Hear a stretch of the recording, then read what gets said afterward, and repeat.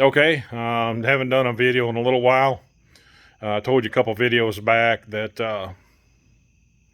I had to move in real quick. Didn't have time to settle in. Like I said, I moved in, but not settled in. And the shop was a mess. Needs some cleaning. Actually needs more organizing plus cleaning on top of it all. So what I've been doing in the meantime is I started building a loft for storage. Right there it is. Got some 2x12s, 2x12 floor joists run across there. That way we can put some extra parts up there. Some of the factory pieces that coming out of the race car gonna go up there. Some odds and ends for my other truck over here, the Bronco. I got some extra pieces for it. So that's it.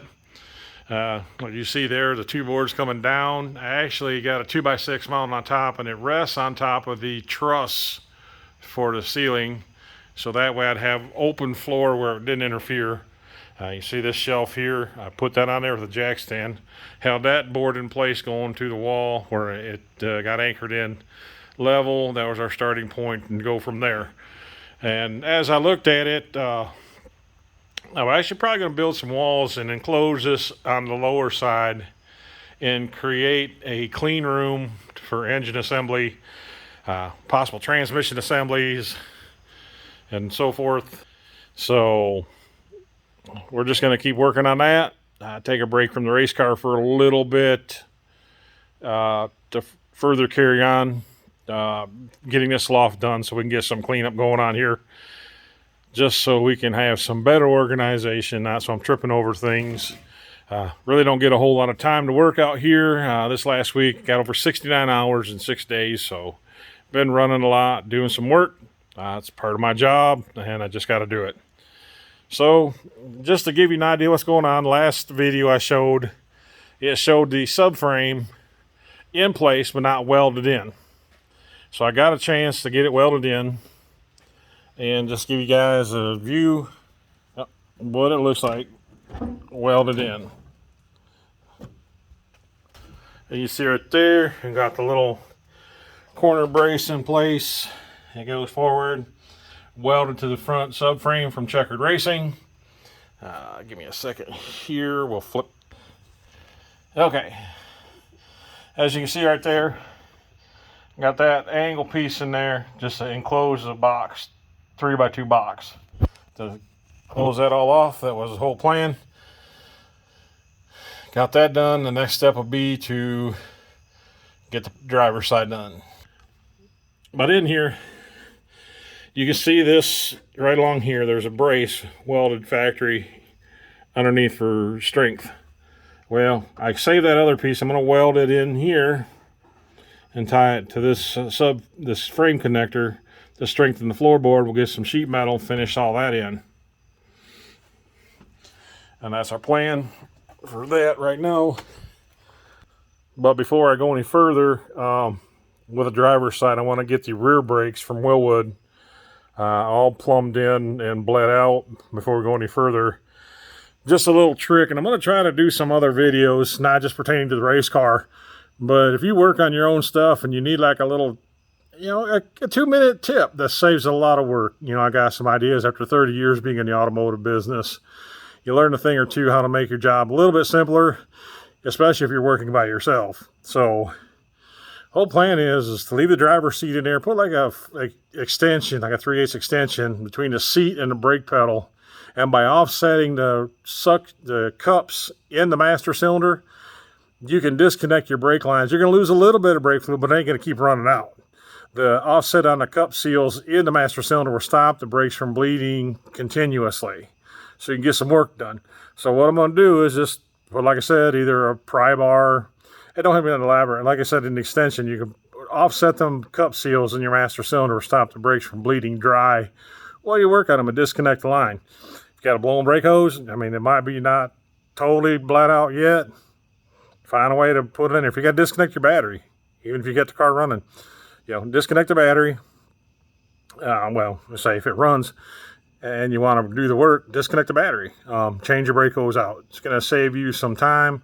And if your brake fluid goes dry in your reservoir, especially on ABS, if it bleeds the ABS unit dry, you know, can you bleed that out by yourself? A lot of them need a scan tool now, a computer to log in and activate the ABS module just to bleed the brakes in your ABS module if you run it dry. So that's a little quick tip I can tell you right now. So that being said, I'm gonna take a break from this and sign off from here. And I can just tell you real quick, don't forget to subscribe and hit the notification button. We'll keep working on this. You can see how things progress along. And here in a little bit, I'm probably gonna be pulling my 86 Chevrolet square body crew cab dually in to get some more work done on it. Might just try to move the car off to the side and squeeze the truck in here, so we'll have both in here. Won't be much room. That's kind of why I want to get some organization done, so we can get this a little bit more functional to get more work done and keep on moving with projects, especially like if I'm held up on one thing. Like let's say I'm trying to save some money for the race car, because it seems like everything costs $4,000, whether it's a crankshaft, whether it's ignition system and data logger, which brings another thing. We're going to go into a Fuel Tech ignition coil unplug system and Interceptor. I knew it was going to be forced induction. Finally closed the deal with a 1471 blower. Will be going on here with the front discharge. Going to do a blower setback, run the mechanical fuel pump, belt drive, and we're going with we're going to have an Enderley fuel injection hat on top, probably a buzzard catcher, maybe one of them big and uglies, just to make it look a little bit more up to date. I haven't decided yet. Like I said, that's something we can wait on. But right now, I got the blower tucked away in storage. I don't feel like pulling it out right now, but I will later. We'll show it off. Like I said, we got Fuel Tech. We're going to be getting from them. Who else? We're going to be buying parts from here shortly. We got the guys, Don Johnson at DCI Motorsports. He's whipping up some valve covers for me, some custom ones, getting them powder coated and engraved with the logo for the Interceptor on the valve cover. And we'll be purchasing some Ram Air 5-cylinder heads from him. That's the goal for what I want for this build. Something that looks factory. I mean, I know there's some great products out there like Kaufman, Butler's got Edelbrock heads. You know, they look like factory. But really, I'm intrigued by the Ram Air 5-cylinder heads at DCI Motorsports. So I'm going to be getting a pair from them eventually. Right now I don't have the engine block. Like I said, everything seems about $4,000. Aluminum engine block, a little over $4,000, $4,200 to $4,500 for an engine block alone. And like I said, billet crankshaft is $4,000. So it seems like everything comes in at $4,000. So we're really excited about some of the progress and parts. That's what I was thinking about the BOP engineering. I got a distributor replacement oil pump drive. There's going to be no more distributor hanging out the back of the block. It's all going to be coil on plug, just like what you see on an LS engine, but updated with aftermarket stuff. So we're really excited about some changes coming our way, some parts coming in, buying some of the small stuff when I can. Like I said, keep working on the loft so we can get things organized better, so we can keep functionality going here. So, and when time allows, you know, we'll get some work done on the race car. And like I said, we got other work to do. Keep me busy, let alone my job. So, y'all have a good one. Appreciate you watching the video. I know this is longer than most of them. So, like I said, once again, if you want to keep on watching this build on this Trans Am, just keep on, hit the subscribe button. You can hit on notifications, and we'll keep you posted. And one more thing, I was really wanting to get the subframes connected, and I'll show you why.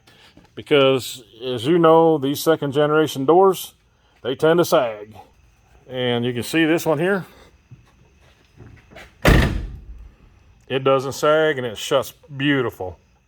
So with everything cut up the way it was, I didn't want the frame or body to shift a little bit, causing a sagging door. So peace out, guys. We'll talk to you soon, and I'll work on some videos for some quick tips. I really wish I had some video on some of the stuff I want to do, like on timing belts, especially if you're by yourself. Makes it a whole lot easier. So we'll talk with you later. Bye.